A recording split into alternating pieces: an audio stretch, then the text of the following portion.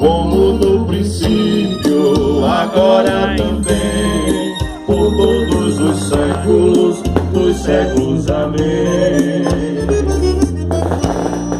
Salve, Mãe de Deus, sempre imaculada, de dores e mágoas toda acumulada,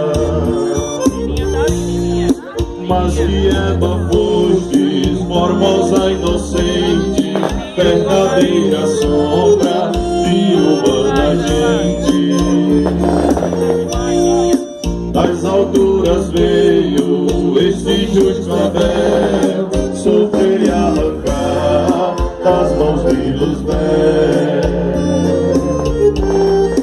Foi esta uma pena muito prolongada, que martírio fez, muito atormentada.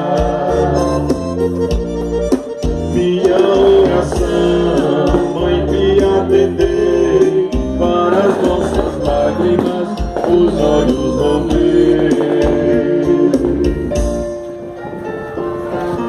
Ave Maria, cheia de graça.